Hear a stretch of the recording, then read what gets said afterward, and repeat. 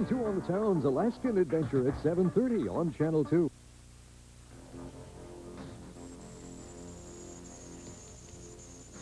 What the hell is he doing? Matt, I'm Stand right where you are. Danny, go check the tent and make certain they haven't taken anything.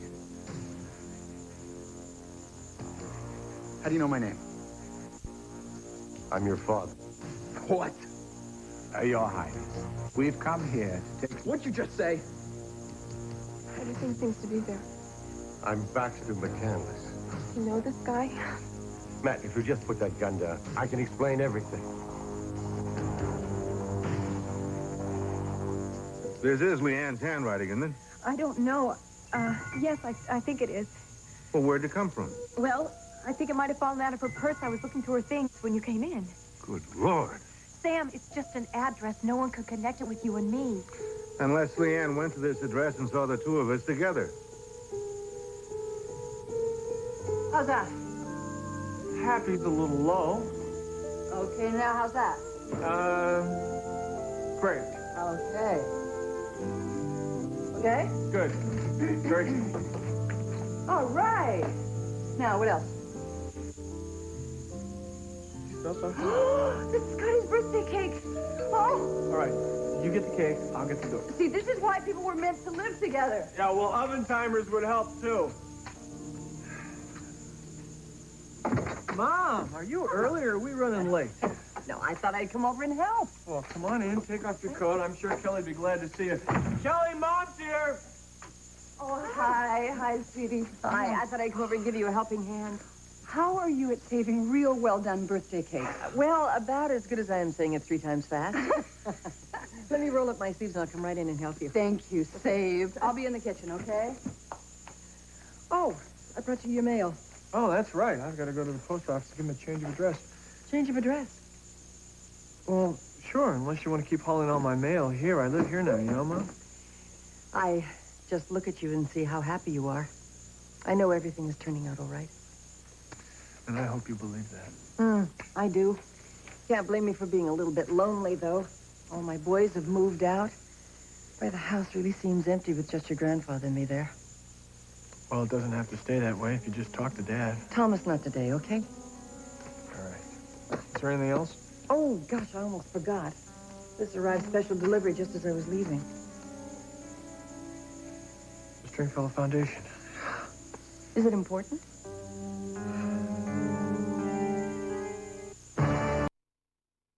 After the agency finally allowed me to come in from the cold, I tried to put my family back together again. And that's when I first realized it was you they were after. Me. Yeah. Matt, come on. Is this guy really your father? If your highness would let me explain. What is this? Oh, who is this your highness crap? It's the proper form of address for the rightful heir to the throne of Barak. Right. And who are you? His name is Jeffrey Martin Sahim. He's the foreign minister of Barak. Pretty far from home, wouldn't you say? Oh, Matt, we've been searching for you for the past several weeks. We've come to take you back because your life's in danger if you stay here. But wait a minute. I don't understand. What is going on here? My life's in danger, why? Who wants to kill me? A few weeks ago, King Ali was abducted from his tent in the Barakan desert. He is presumed dead. You are now the rightful heir to the House of Mahmud. You are Ali's fraternal twin. What is it? It's a joke? No, it's no joke, Your Highness. Would you mind stop calling me that? You're giving me the creeps. Matt, I swear to you, I never thought this day would come. There was no possible way to prepare you for any of this because no one was ever to know. Prepare me for what? What are you talking about? He's talking about the truth of your birth. You are not Baxter's son. I brought you to America when you were 2 days old and entrusted you to Baxter. Oh, sure. This is ridiculous. I did it to save you from a Barakan law, which demands that the other twin should be killed. Look, I have a birth certificate. I can show you the hospital I was born in. So don't give me this crap about coming from some other country. Matt, the birth certificate was forged. And all the stories about your birth were made up to protect you. No, look, I cannot be adopted. I have 3 brothers. I mean, it would have come out. You're both lying. Your true parents are King Khalid of Barak and his queen. Yeah, and why is it that nobody till just now has decided to tell me all this? It was the condition of your adoption No one could be told without endangering your life. Not even Baxter's wife. That's true, Matt. All that Clarissa knew was that you were a baby boy that needed a home. But she loved you as much as if you were her own, just as I did, and still do. You're both lying. I don't know why, but I'm not buying any of this. What do you both really want? We came here to ask you to come back to Barak with us. A cruel despot is trying to seize control of the country. We need you to restore order and rally the people around you. Oh, really? Matt, I know that this is an awful lot for you to take in all at once, believe me. But everything that we've said has been true. So let me get this straight. You're telling me that despite everything I've been told for the last 27 years, I'm not Matt McCandless at all. I am actually the lawful ruler of some country halfway around the world, and you want me to go with you and wage war against this guy. Give me one reason to believe you. The secret of your birth is hidden in your name. Matthew Andrew Robert Ivar McCandless. M-A-R-I-N. Marin, Prince Marin, of the royal house of Mahmud.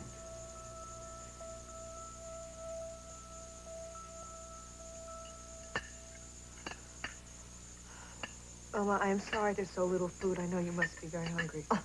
Oh, nonsense. I'm fine. I'm glad you did what you did. There are people who need the food much more than we do. The children, the wounded. Oh, dear God, not the lights, too. Your Majesty, there are problems with the power lines. In case the lights fail, I have brought these. Thank you very much, Malik. Has there been any word from Jeffrey? Have you been able to locate him? He may be trying to get through, Your Highness, but the phone lines are down. Down, or have they been cut? The guerrillas have cut them, and we're trying to repair them now. As soon as they're operational again, I'll try to reach Mr. Sahim. Thank you, Malik. Malik, I need to know about the airports. It's still in our control, Your Highness. Well, how close is the fighting? Commander Alam fears the airport will be in the line of fire by daybreak. Thank you for keeping me informed, Malik.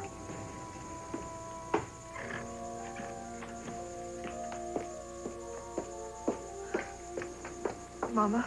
Strange, you know. They look almost like fireworks. Mother, I want you to listen to me. I've arranged for a car to take you to the airport. Sloan. No, I won't leave you. Mother, I've just been told that the airport may be taken within a matter of hours. No, I won't leave. You must leave.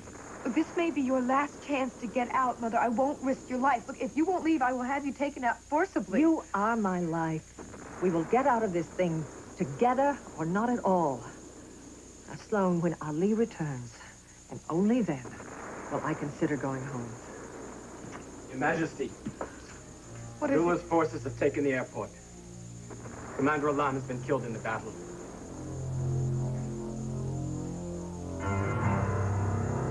Leanne couldn't have seen us, Sam. She said nothing to you that night. No, she had no reason to.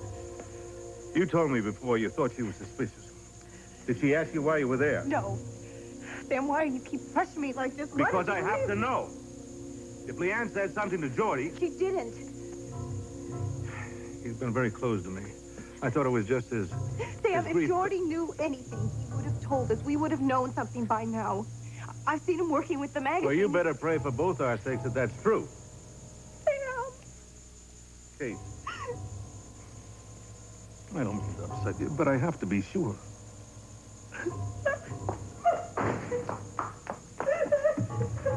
Kate? What's wrong with Kate? She's still very upset over Leanne. Yeah, I guess that's understandable. Pour two while you're at it. Sure. I thought you'd be at Scotty's birthday party. I wasn't invited. Kelly probably thought I wouldn't mix too well with Thomas and Clarissa McCandless. Oh, by the way, Jen Carter says hello. Oh, that's right. You saw him today at the Stringfellow Foundation. Yeah. I even took him to lunch. You should really call him. I will. Well, how did the board meeting go? Well, actually quite interesting. Thomas McCandless applied for a grant, some project that would have been a total waste of the Foundation's resources. So we turned him down.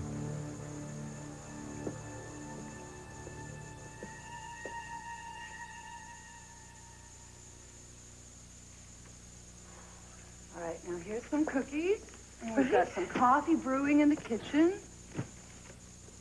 Thomas, what is it? The Stringfellow grant. What about it? I didn't get it. Why? Did they give a reason? Doesn't matter, they said no. Thomas, what was the grant for? Research, Mom. Mechanical heart, a new design. I've been working on it off and on for a couple of years. My own time, my own money, and some I borrowed. I needed the grant to continue. That's remarkable. It was remarkable. The work that he's done is brilliant. Yeah, right. I really impressed him 3 years down the drain. What, there are other foundations? I mean, that's not the only grant. You'll get something to support your work. It's too important. Yeah. Well, I think I'm gonna go upstairs and help Scotty learn how to use his new toy computer. Oh, Thomas, just... Not now, okay? Yeah, but I think... Kelly, let him go. He has to work through this by himself. That meant so much to him. He never even told me about it. No, but he didn't tell anybody about it. It was his secret. It was his dream. Oh, he can't give up on it, Clarissa. It meant so much to him. He was so close.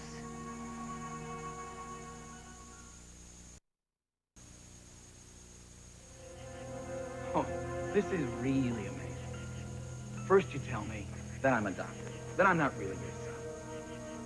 Then you tell me that my real parents, who are now dead, gave me away because of some crazy law that required that I be killed. And that I have a brother. Only I don't because he's been murdered by this Attila. Abdullah. Abdullah. Look, even if I believed all this, which I'm a long way from doing, do you really expect me to come with you to some war-torn country and lead an army, huh, that you tell me is in a shambles just so that I can become the head of some country I've practically never even heard of? That is asking a lot, don't you think? It's asking a hell of a lot, Matt. And we know that. Yeah, and what am I supposed to do with all this? Just give it up? I am not some Indiana Jones daredevil. I study anthropology. This is what I do. This is what I like to do. If Abdullah is victorious, your brother's dream of freedom and democracy, for which he worked so hard, will be destroyed. Look, I'm sorry, but that's not my problem. You see, this brother that you keep talking about, and this country that you keep talking about, I've never been to. So it's a little hard for me to get worked up about any of this. You understand? Yes, I do. But you must understand, if you don't come back, our country and our queen are lost. Ah, a new piece to the puzzle. You're telling me that Barak has a queen? Your brother's wife. Abdullah has threatened to execute her in front of the palace walls. Well, look, I'm sorry, I really am, but there's nothing that I can do to prevent the death of this woman that I don't even know. But you do know her, Matt. It's Sloane Denning.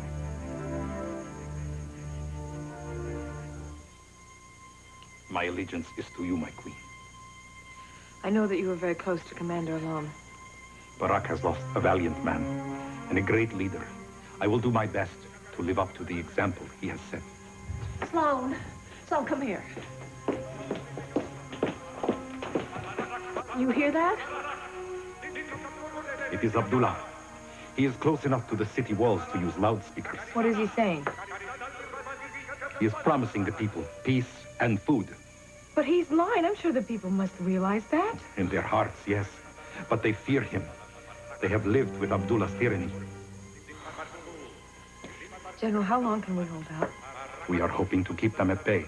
I need the truth. Please, I need to know exactly where we stand. We are cut off from the main part of our armies. Abdullah's forces now not only control the airport, but the 12 miles of roadway between Karista and there. And the city? Supply lines are cut off. Karista is surrounded by Abdullah's troops. What defenses we have are within the city walls. Our troops that are behind enemy lines are scattered and weak. God, what have we done? You have protected the people from a death far worse at Abdullah's hands You must believe that. But now we're totally cut off. We'll have no more reinforcements, no food, no supplies. The people will starve. It is only a matter of time, Your Highness.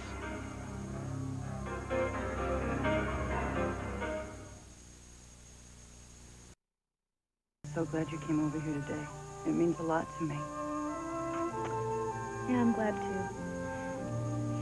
You know, Kelly, just because you and Trey aren't together anymore doesn't mean that you and I still can't be friends. I'm glad you feel that way. Besides, our kids are cousins. I mean, if we don't set an example for them, who will? Absolutely. Okay, now, can you just make yourself comfortable and I'll go get the birthday cake? Better still, why don't I go rescue Clarissa? Oh, I will have you know that my granddaughter's being an absolute angel. Well, that's a first. No, she is. Well, she's still got enough of the devil in her that she shouldn't be left alone for too long. Oh, well, don't worry about her. Thomas is up there with her and Scotty. Thomas is here? Yeah, he took the afternoon off for Scotty's birthday party. Wow, how'd Scotty do that? I didn't think doctors got afternoons off. Well, I think now he's living here, that birthdays are all part of the territory. Thomas is living here? I'm sorry. You know, I thought that mothers were the last ones to No, know. it's okay. It's just, I think that's wonderful. Maybe you'd better let Thomas and Kelly tell you. Oh, sure. Don't worry. Oh, hi. Hi. Clarissa was just telling me that you were here. Uh-huh. And there is a very cute little girl upstairs who's asking for her mom and her grandma. Well, at least I taught her not to play favorites. Well, maybe we'd better let Scotty show us what Thomas taught him on the computer. But to tell you the truth, he was teaching me.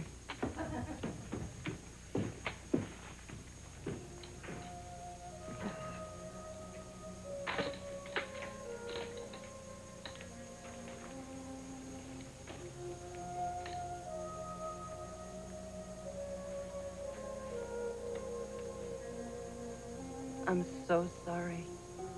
I know how much it meant to you. Let it go. It's over. Let it go. I have. I don't believe that for 1 minute. It was part of your life for too long. What, you're going to sit here and tell me that you're going to let it die? Well, I don't have much of a choice. There are not a lot of foundations out there with the research dollars to fund a project like this. Stringfellow Foundation was probably my one and only shot. I just don't get it. I mean, they called up yesterday afternoon. They sounded so positive. And then they turn you down? It doesn't make any sense. I wish I knew. I wish to God I knew.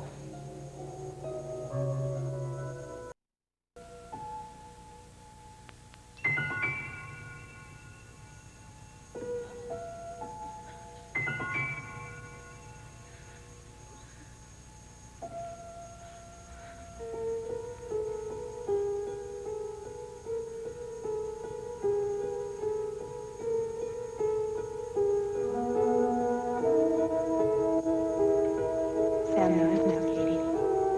I left the address. I wanted him to find it and know the truth. No, I didn't do it. You pushed me down the stairs, and then you lied. You didn't want anyone to know that you murdered your own sister. No!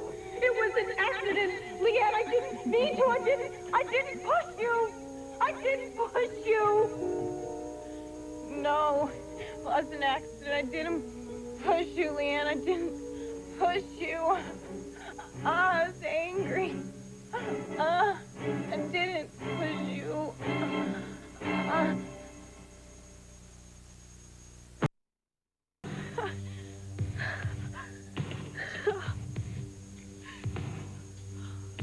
Damn. I must have been dreaming. About what? I don't really remember. You pushed Leanne down the stairs.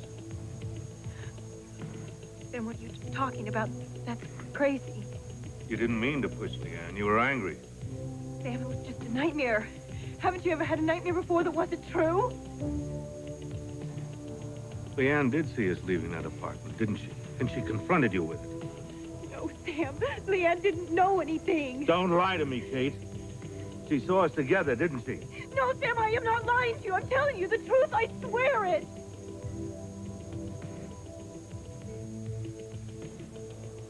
Sam, don't leave me.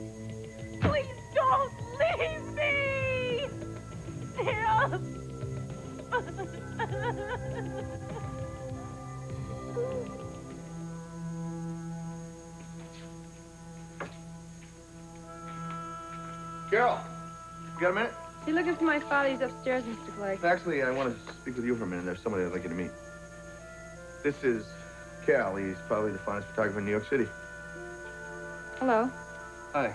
Jordy's told me quite a bit about you. Is he really? Yeah, actually, Cal was in D.C., kind of hanging out, and he just dropped by to say hello to me. I thought I'd bring him down here and meet you. See what he thinks. You know, obviously, you don't really trust my opinions. Excuse me, Mr. Clegg, but you're lying. Cal just didn't happen to drop by to say hello. I saw his car parked out in the driveway, and it's loaded with camera equipment. You brought him here. Okay, look, I know. I'm guilty. I wanted him to meet you. You're very, very special, and he's the best. I'm just doing this for your sake. I'm sorry you wasted your time, Cal, but I've already told him I'm not interested. Look, Carol, look, what am I asking you to do? I mean, just take a simple photo session with him. Have him shoot a few rolls of film. We'll look at the pictures together, then make your decision.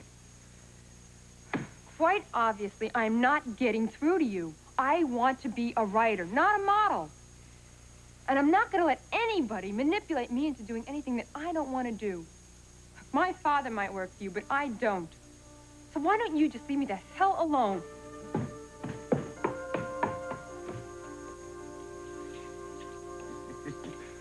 Am I right or am I right? If she can do that in front of the camera, you've got yourself a star. But I don't think she's interested. Oh, stick around. That was just round one.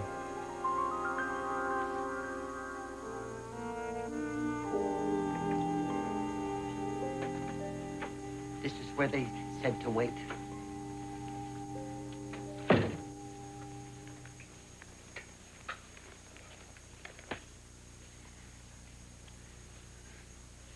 Oh, Amos, how could you let me go out of the room looking like this?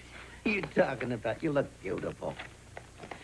My first paycheck, after I pay you back, I'm going to get my hair done, if I get the job. Well, of course you're going to get the job. How could you miss with these glowing references? References you wrote. What if I get caught? Hey, remember, I'm an old pro with this. These are just a formality anyway. Mainly, they just want to get a look at you to make sure you're not buggy or anything. Maybe this wasn't such a good idea. I've never applied for a job in my entire life. Will you relax? Now, I'm going to be sitting right here. And when you get the job, I'm going to take you out for coffee and a jelly donut to celebrate. How about that? Mrs. Hanson? Mrs. Hanson? Oh, I'm here. Come with me, please. Good luck. Please. Please. Thank you. Now, let's see. It says here that you are applying for a cleaning job at the Capitol. Is that right? Yes, I saw the ad for it in the newspaper. And have you ever done any type of maintenance work before? I was a housekeeper in a private residence and in an office building before that. Good. Now, I need to ask you some personal questions. Are you married? Yes. Oh, no. I mean, I'm separated. I'm sorry. Any children? Oh, yes. I have a son. Have you ever been convicted of a felony? Oh, heavens, no. Do you drink? Use drugs? Are you currently being treated for any medical or emotional problems? I don't drink, and I don't take any medication of any kind. I'm sound as a dollar, really I am. Good. We like to hear that. Now, did you bring your references? I'm sorry? You did bring references. Well, I'm afraid that you can't be placed without them. It's an ironclad policy. No, I'm sorry. Here they are. Well, let's see what we have here.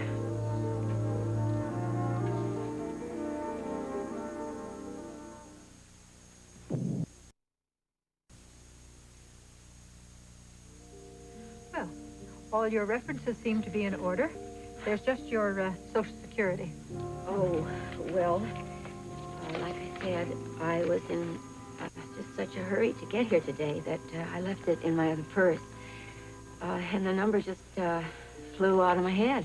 Oh, Well, that's all right. You can call it in to me. Thank you. Thanks, Mrs. Craig. Bye-bye. Well, how'd it go? Just like you said it was, Amos. I got the job. Good girl. Oh, how soon do you start? No, I mean right away. Do you believe it? Me? Well, I knew you'd get it all along. Yes, she did, Amos. She didn't even bat an eye when I gave her those references. There is one problem, though. I have to call her back with my Social Security number. Will you just leave that to me? Oh, no. You've already risked enough hot water for me. I'm not going to watch them send you to jail while you forge your Social Security number for me. Who said anything about forging? We'll just go down and get a real one. I don't know. Oh, will you stop worrying? You got the job, didn't you? Now, how about that coffee and donut to celebrate? I can't. I have to report to the Cannon Building in a half an hour. They're putting me to work in the Congressional Office Building. Didn't I say this morning that this was going to be your lucky day? Yes, you did, Amos. Yeah. Just think. I'm going to go to Trey's office. Maybe you'll even see him today. You think so? Now, when have I ever been wrong? You're wasting your time on this one.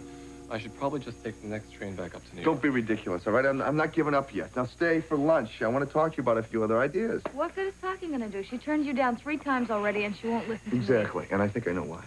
I mean, I've been approaching this thing from the wrong angle. Mikhail wants to go back to school, correct? Why don't we send her there? Wait a minute, you lost me.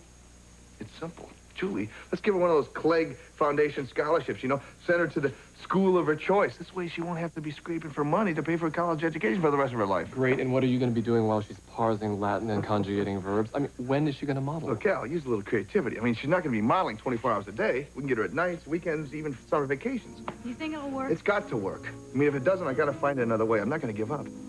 I want this woman for my magazine, and I'm going to get her. Thomas, you obviously got the news. They turned us down. I don't believe it. No, neither do I. I don't understand how the board could have reached such a decision. I went over our proposal 100 times. If there was something that wasn't clear, something they didn't understand. No, it wasn't the proposal, Kim. At least I don't think so. You did a first-rate job on that. I have a feeling that we were the victims of committee politics. But that's not right. It's not fair. You're right. I know it's not. But obviously, the committee felt that the research that we're doing does not justify the funds. And we're just going to have to accept that. But I don't accept it. But don't we have any recourse? An appearance before an appeals court? Anything? No, I'm afraid we don't. What do we do now? I don't know. I guess we close up shop. I'm all out of personal funds. So we just give up? Is that what you want? No, that's not what I want, and you know that. I've worked as long and hard and dreamt as much on this project as you have. But without further funding, we don't have much of a chance.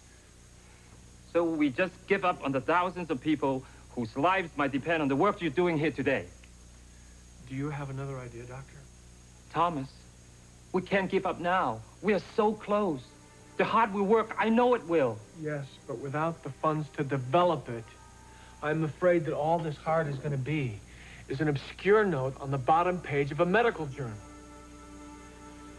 Kim, I'm sorry. We're going to have to face it. This project is dead.